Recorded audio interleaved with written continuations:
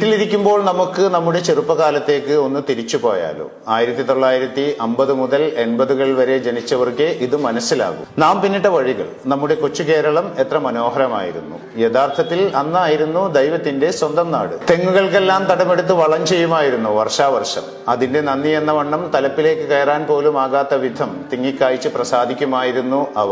മാസാമാസമുള്ള വിളവെടുപ്പ്. കിട്ടിയ തേങ്ങയിൽ വീട്ടാവശ്യത്തിനുള്ളത് എടുത്ത് ബാക്കി ഉണക്കി കൊപ്രയാക്കി ആട്ടിയ വെളിച്ചെണ്ണ കൊണ്ടുവരുമ്പോൾ ആ പ്രദേശം മുഴുവൻ അറിയുമായിരുന്നു നാളികേര സുഗന്ധം. തൊഴുത്തിലെപ്പോഴും ഒരു പശുവിനെങ്കിലും കറവ ഉണ്ടാകുമായിരുന്നു. പാലും മോരും തൈരും വെണ്ണയും നെയ്യും അടുക്കളയിൽ എപ്പോഴും നിറഞ്ഞു നിൽക്കുമായിരുന്നു. നെല്ലും പയറും മുതിരയും ഉഴുന്നും ഊഴം പോലെ മുറ്റത്ത് കിടന്ന് ഉണങ്ങുമായിരുന്നു. പുരയിടങ്ങളിൽ അമ്മ നടുന്ന പച്ചക്കറിക്ക് വെള്ളമൊഴിക്കാനായി ഓടി നടക്കുന്ന അച്ഛൻ. ചെറിയ മൺപാത്രങ്ങളിൽ വെള്ളം തൂക്കി നിരനിരയായി ഞങ്ങൾ കുട്ടികൾ ചീരയെയും കൈപ്പയെയും വെണ്ടയെയും നനച്ചിരുന്നു. ഇടക്കൊക്കെ മൂക്കാത്ത വെള്ളരിയും വെണ്ടയും പൊട്ടിച്ചു വായിലാക്കിയിരിക്കും. വൈകുന്നേരം ഒരു പ്രധാന